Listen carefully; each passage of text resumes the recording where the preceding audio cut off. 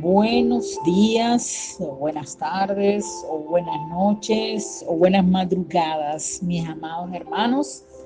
El Señor les guarde, les bendiga, les fortalezca y les llene de su paz en todo momento. Dándole gracias a Dios por la oportunidad que nos brinda o que me brinda de compartir hoy la palabra del Señor. El tema que traigo hoy es un estudio bíblico, el cual he titulado ¿Lo quieres en verdad? ¿Deseas realmente esto? Y para ello vamos a utilizar el pasaje de Mateo 16, el verso 24 al 27. Lo voy a leer en la traducción del lenguaje actual. Pero antes de leer, vamos a orar, vamos a presentar este tiempo al Señor.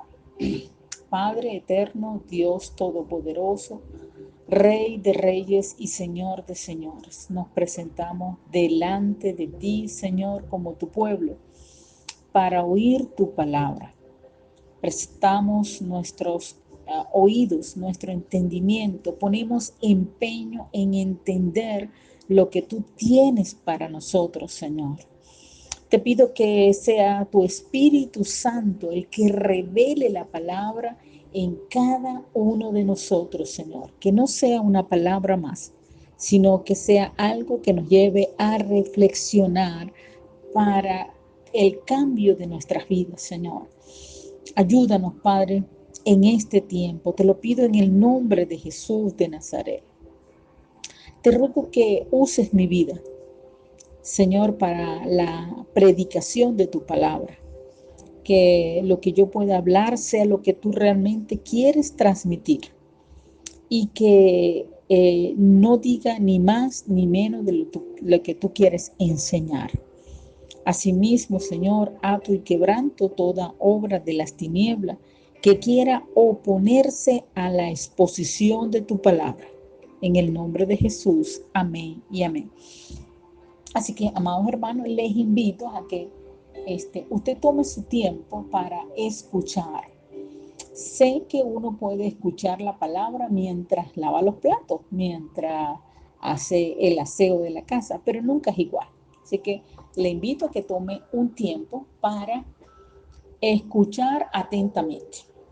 Vamos bien, amados hermanos, tome su Biblia, vamos a leer, o les voy a leer en Mateo 16, verso 24 al 27, en la traducción del lenguaje actual, y dice así la palabra del Señor.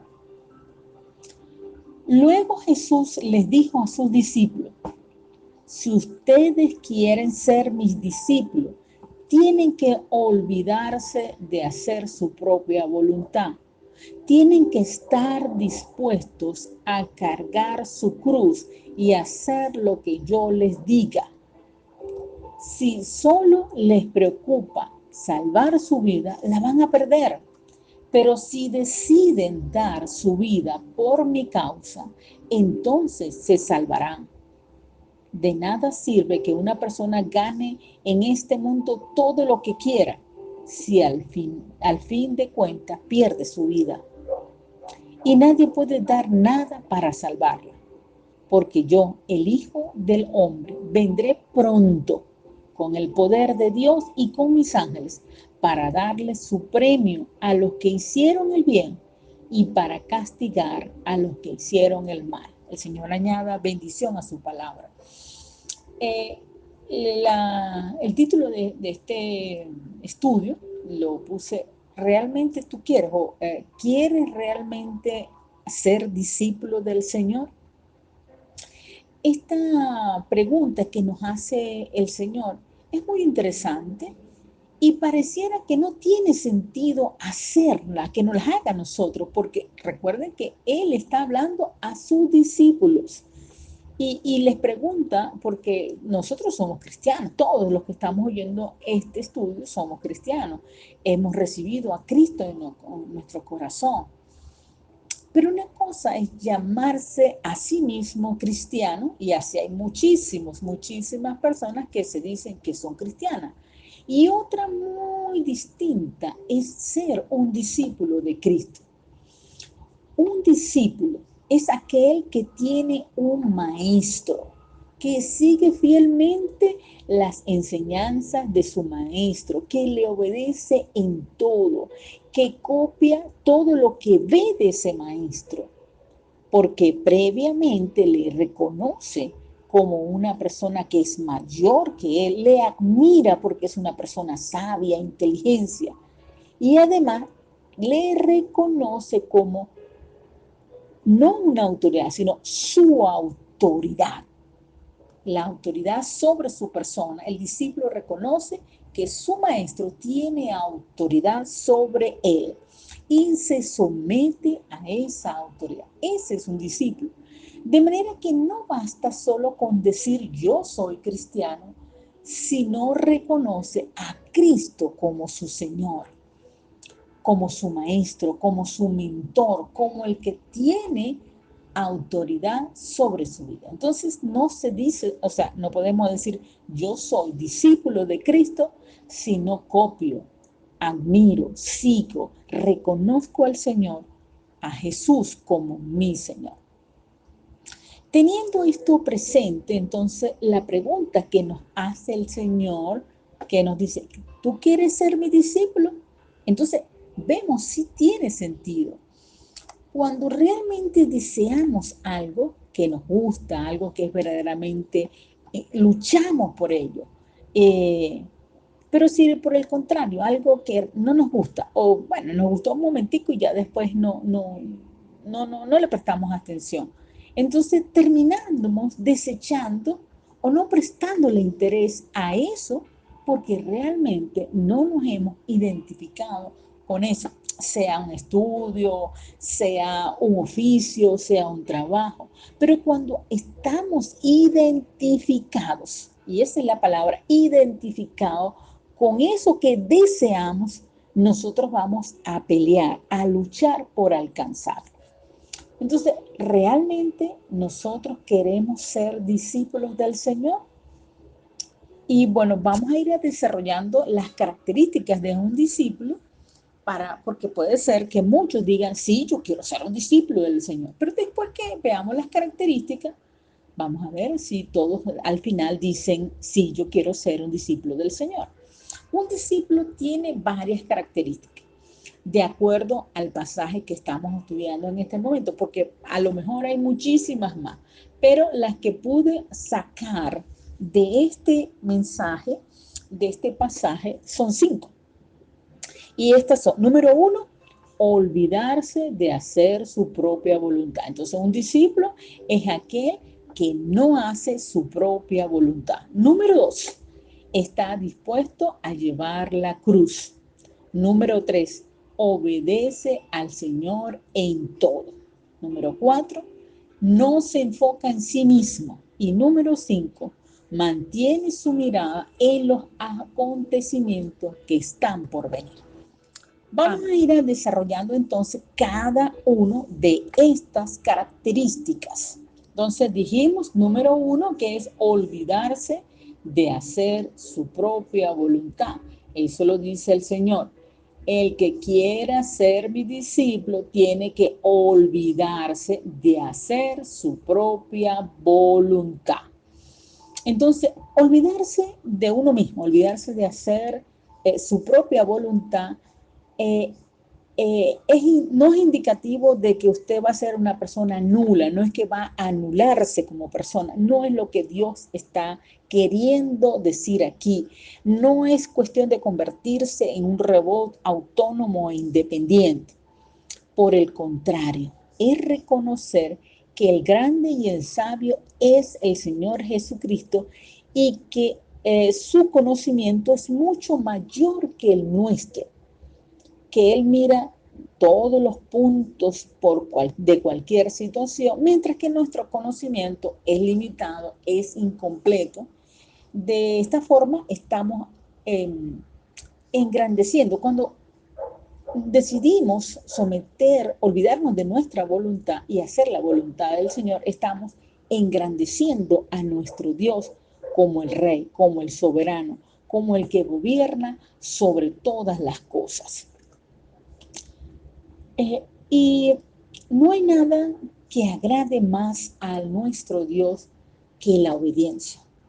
Y esto es importantísimo en la vida cristiana, hacer la voluntad de Dios, obedecer al Señor en forma voluntaria, con alegría y sin duda que es una forma de adorar al Señor. Jesús nunca actuó por su propia cuenta. Siempre, siempre todo lo que hizo fue la voluntad del Padre. Y mire lo que dice en Juan 5:19. Dice, respondió entonces Jesús y les dijo, de cierto os digo, no puede el Hijo, se está refiriendo a sí mismo, hacer nada por sí mismo, sino lo que ve hacer al Padre, porque todo lo que el Padre hace, también lo hace el Hijo igualmente.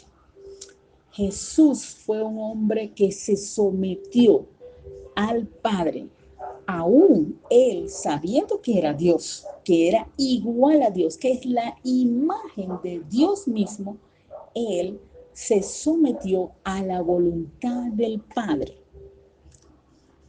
El Señor Jesús en ningún momento cuestionó la autoridad de su Padre, no presentó ninguna excusa para no hacer la voluntad.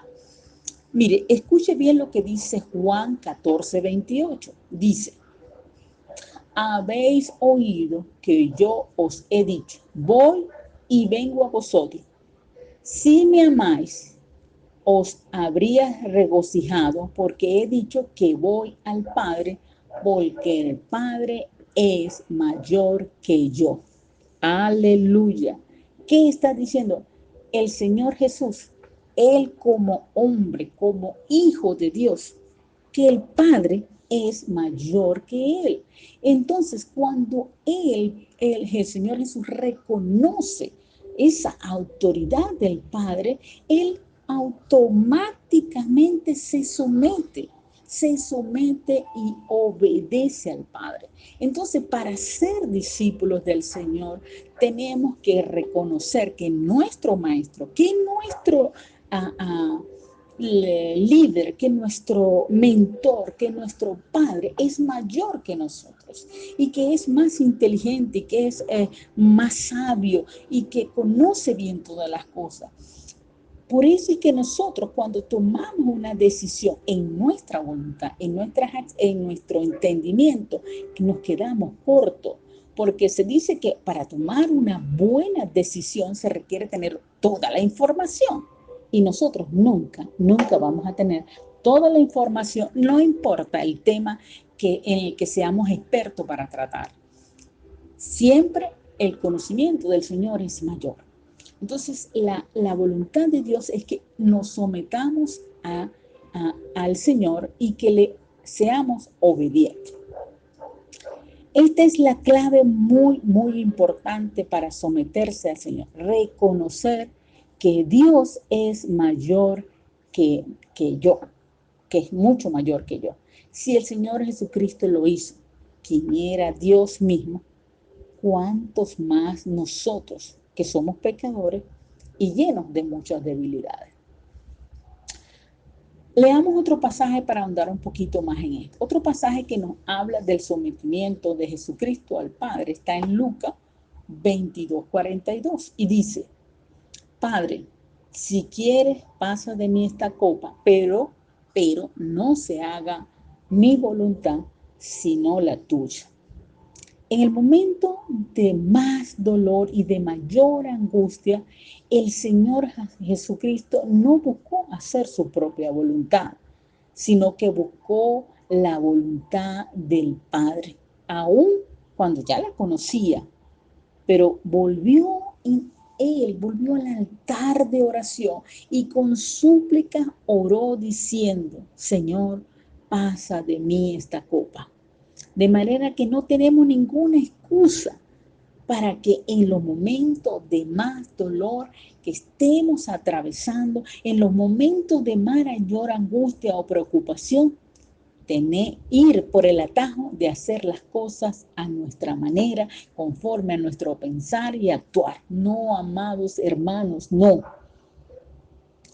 ¿Usted quiere ser discípulo de Cristo? Entonces renuncie a hacer las cosas en su propia voluntad.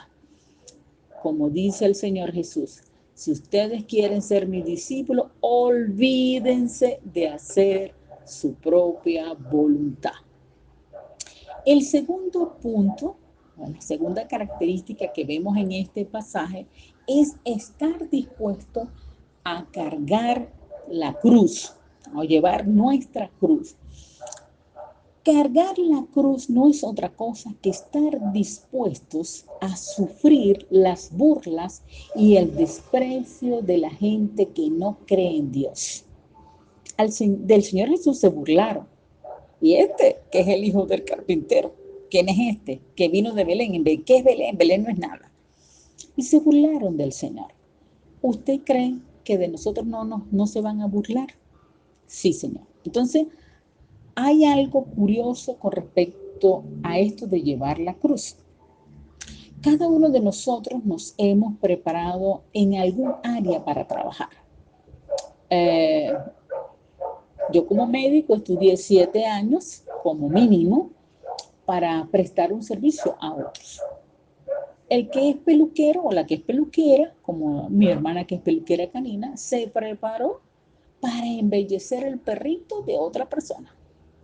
Y así lo hace también el maestro, el profesor universitario, el carnicero, etc. Cada quien se prepara y se esfuerza haciendo un estudio, adiestrándose con las manos para servir a otros. Aún las amas de casa que están al servicio, educando a sus hijos, ellas buscan la manera de mantener el hogar y buscan todo lo que puedan aprender para mantener el lugar. Ahora, ¿por qué usted piensa entonces que en la iglesia su servicio al Señor es diferente?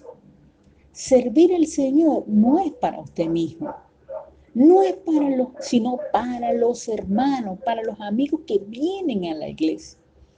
Usted está siendo equipado por el Espíritu Santo cada día para que usted, no para que usted se sienta bien, ni que esté cómodo, ni se sienta chévere, no. Estamos siendo equipados para llevar la cruz, y llevar la cruz es servir a los hermanos. Hemos sido equipados con dones, talentos, ¿para qué?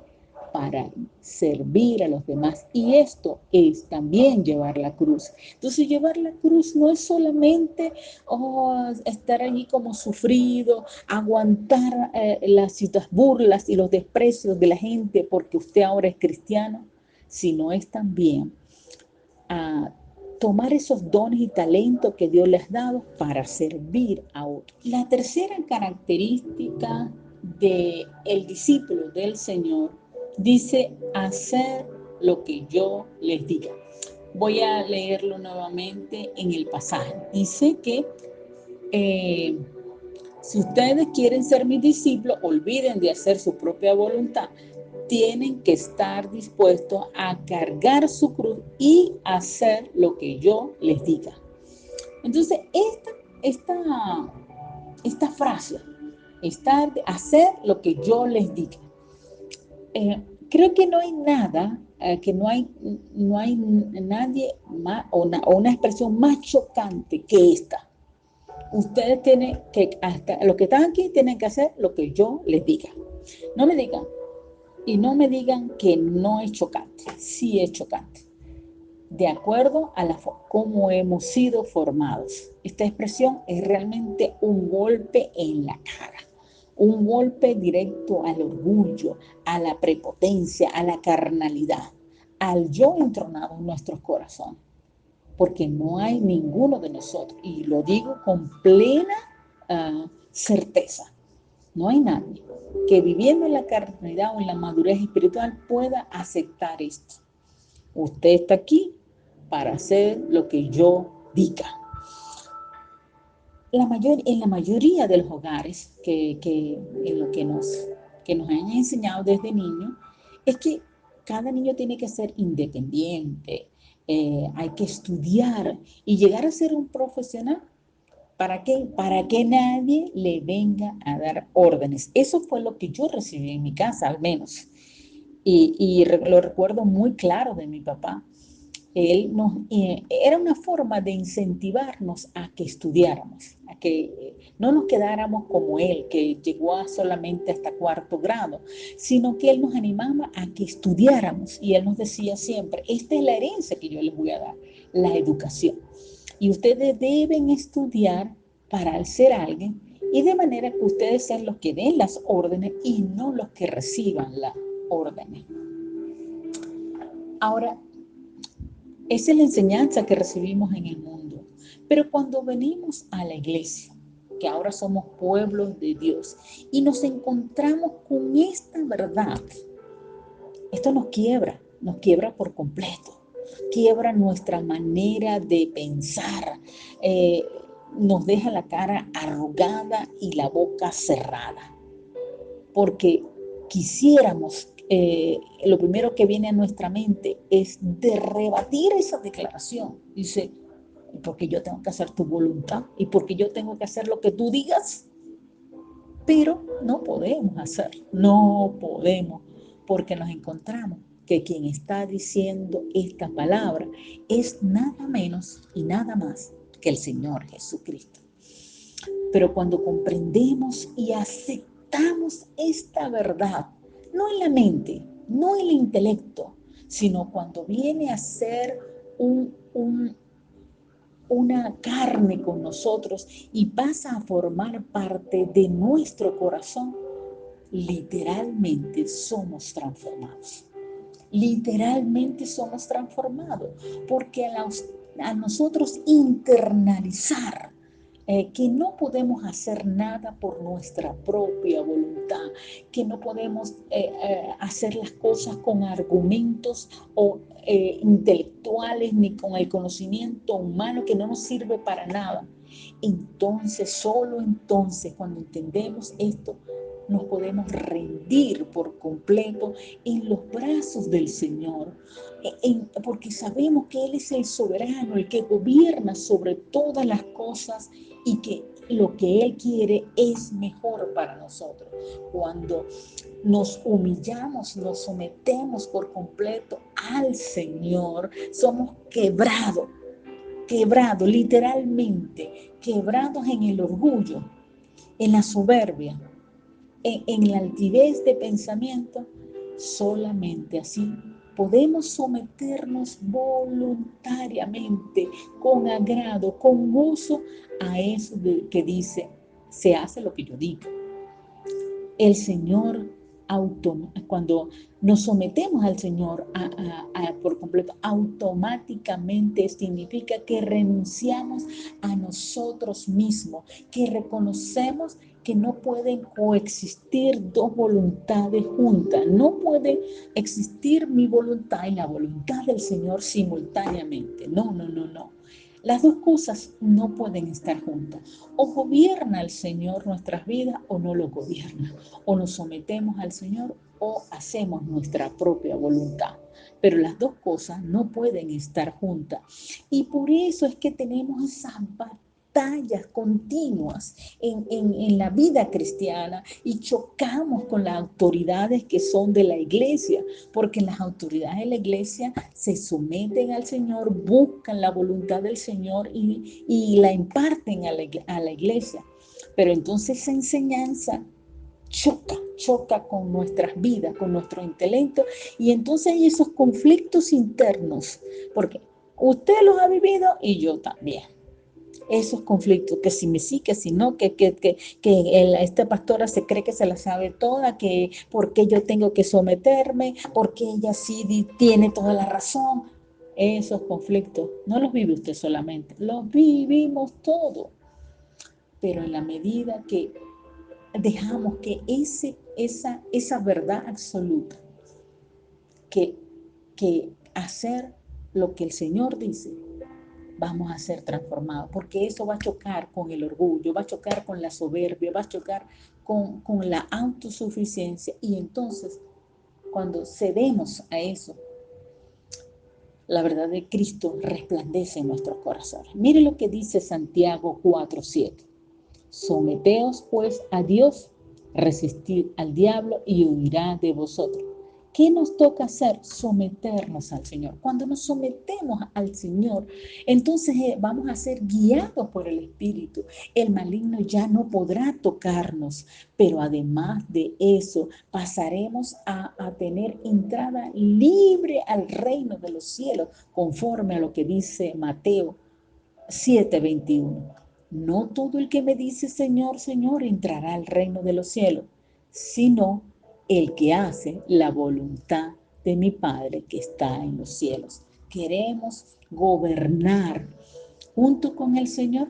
Hay que someterse aquí en la tierra a lo que Dios ha determinado que debemos como hacer. Característica número 4, el enfocarse en uno mismo trae muerte. El enfocarse en uno mismo trae muerte. Cuando te enfocas en ti mismo, en tus preocupaciones, en tus necesidades, en la enfermedad que padeces, en que tu mamá es una anciana y tú tienes que cuidarla, o que te enfocas en que tienes una deuda y tienes que trabajar el triple para poder cancelarla, o que te enfocas en tu cónyuge, en tus hijos, en tu trabajo o en cualquier otra cosa que no sea el Señor, lo primero que vas a perder es el gozo de la salvación. Entonces, no solamente no hay gozo, hay amargura, hay tristeza, hay frustración, hay angustia, desesperanza, desesperación. Nada es de eso lo que Dios quiere, pero si nos enfocamos en el Señor, tendremos nuevas fuerzas y el gozo para enfrentar los avatares de la vida y poder continuar. En unos versículos, quiero que leamos también unos versículos previos a este pasaje que estamos estudiando en Mateo 16, pero del 21 al 23. Y dice, desde entonces Jesús comenzó a declarar a sus discípulos que le era necesario ir a Jerusalén y padecer mucho de los ancianos y de los principales sacerdotes y de los escribas, y ser muerto y resucitar al tercer día.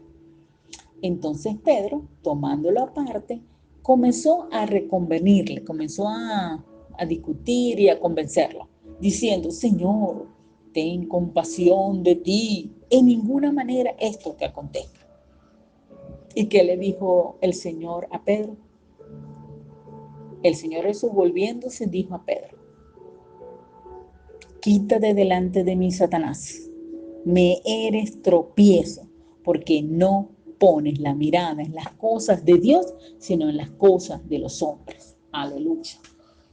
El Señor Jesús nos está diciendo, a Él está diciendo, era necesario padecer, Él tenía que padecer.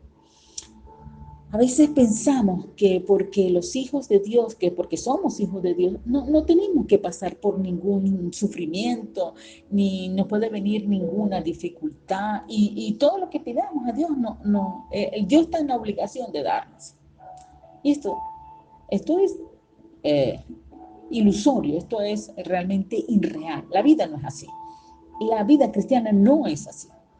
Si para alcanzar la meta, el propósito del Padre, el Hijo de Dios, Jesucristo, tuvo que padecer, hermano querido, no tenga la menor duda que usted y que yo nos va a tocar atravesar y padecer. Nosotros no estamos exentos de los sufrimientos. Ahora, el propósito de Dios no es que vivamos todo el tiempo en sufrimiento, porque aún el sufrimiento tiene su límite. Pero esa no es la voluntad de Dios, que nosotros andemos de lloro en lloro, en lloro, en lloro. No, no, no. Pero el hecho de que Dios nos ha dado ya vida en abundancia, vida eterna, no quiere decir que no nos va a tocar atravesar adversidades. Somos llamados a padecer las enfermedades, las enfrentamos, las pasamos y seguimos. Y seguimos, no nos quedamos allí. Pero cuando ponemos la mirada en lo terrenal, como le pasó a Pedro, que quiso convencer al Señor de que mira, tú eres el Mesías, no podía tener ningún padecimiento. ¿Qué pasó? Él desvió su mirada del Señor y de sus planes y propósitos. ¿Y qué pasó? Enseguida fue presa fácil de Satanás. Se convirtió en instrumento del diablo. Si le pasó a Pedro, que con su sombra sanaba a la gente, ¿cuánto más a nosotros? No podemos y tenemos que estar siempre enfocados en lo que Dios quiere, ¿ok? Porque de lo contrario nos podemos convertir en instrumentos de Satanás. El Señor nos guarda. Volvamos entonces a los versículos 25 y 26. Dice, si solo les preocupa salvar su vida, la van a perder. Pero si deciden dar su vida por mi causa, entonces se salvarán. De nada sirve que una persona gane en este mundo todo lo que quiera si al fin de cuentas pierde su vida. Y nadie puede dar nada para salvarla. Amados, el Señor nos guarde y nos proteja de buscar las cosas terrenales y no las cosas celestiales. En otras palabras, lo que el Señor nos está diciendo, no te pongas tu mirada en las cosas de este mundo. No te preocupes tanto por lo que hacer las cosas que a ti te parecen. No, busca las cosas de arriba. Busca a la vida eterna y no te apartes de él. ¿Qué es más importante? Decíamos que la familia es importante, el cónyuge es importante, los hijos son importantes, los estudios, cancelar las deudas, etc. Son cosas importantes, claro que sí. Pero por encima de esas está el Señor. Por encima de esas está nuestro Dios. Y tenemos que enfocarnos en conocer y hacer la voluntad de Dios. Hacer lo que Dios nos dice nos va a traer vida, nos va a traer prosperidad y en el tiempo que Dios determine, va a haber una recompensa. Como punto número 5, el Señor dice, vendré pronto con el poder de Dios y mis ángeles. Para cerrar ya este estudio, el Señor nos dice, vendré pronto. Nada de lo que hagamos, si cumpliendo la voluntad de Dios, quedará sin recompensa. Todo lo que hagamos conforme a la voluntad de Dios en obediencia tendrá su recompensa, aquí en la tierra y en el cielo también. Todo, absolutamente lo que usted y yo hagamos para el Señor, Dios lo toma en cuenta. Así solo haya sido saludar a los hermanos y decirle bienvenido a la iglesia, o darle esa agüita fría a los que están trabajando, a los que están limpiando a la iglesia. Eso no es en vano. No, nada, hermano. Nada de lo que usted haga va a quedar sin recompensa. Sepa que el Señor lo tiene en cuenta. A los fieles del Señor les espera una gran recompensa. Que ahora no la tenemos, perfecto, no la tenemos, o que ni siquiera la podemos ver, pero ya están preparados para los hijos de Dios que deciden creer y confiar en su Padre eterno. Entonces, mantengamos la mirada fija, no en lo que está aquí al frente de nuestros ojos, sino en las promesas que Dios tiene preparadas para nosotros. Hay coronas que aguardan para ser entregadas y hay un reconocimiento que Dios tiene guardado para los que perseveran hasta el final. Ser el discípulo del Señor no es nada fácil, pero es un privilegio y es una honra. Entre entre el gran número de gente de la humanidad entera, son pocos los que son hijos de Dios. Y entre los hijos de Dios, que son muchos, pocos son discípulos del Señor. ¿Tú realmente quieres ser un discípulo del Señor? Te dejo esta pregunta para que la reflexiones delante del Señor y si estás dispuesto a padecer por el Señor y a sufrir por Él. Por último, ya para finalizar, voy a leerles un escrito que me llegó en el día de hoy y que creo que va acorde con esto que el Señor nos está enseñando hoy. Se los voy a leer textualmente para finalizar. Dice, el cristiano puede tener 5 coronas. Número 1, la corona incorruptible, para el que lucha y resiste. Eso está en 1 Corintios 9:25. Todo aquel que lucha, de todo se abstiene. Ellos a la verdad para recibir una corona corruptible, pero nosotros una incorruptible. Si los atletas luchan por tener una gloria perecedera, cuánto más nosotros que buscamos una corona incorruptible. Número 2, la corona número 2, la corona del gozo para los que ganan almas. Filipenses 4:1 dice, así que hermanos míos, amados y deseados, gozo y corona mía, estad así firmes en el Señor. Así que en la tierra aún no hemos sido recompensados por evangelizar a una persona y ganarla para Cristo.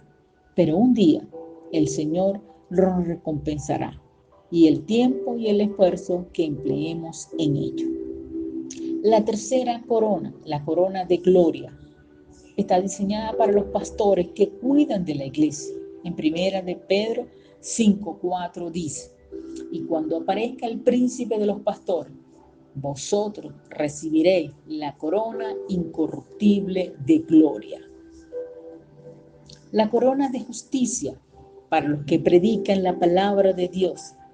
2 Timoteo 4:8 dice, por lo demás, me está guardada la corona de justicia, la cual me dará el Señor, juez justo, en aquel día, y no solo a mí, sino a todos los que aman su venida. La corona de vida para los que son fieles. Apocalipsis 2:10 dice, no temas en nada lo que vas a padecer. He aquí el diablo echará a algunos de vosotros en la cárcel para que seáis probados y tendréis tribulación por 10 días. Sé fiel hasta la muerte y yo te daré la corona de la vida. Tendrán que soportar las pruebas y las tentaciones hasta la muerte. Santiago 1:12.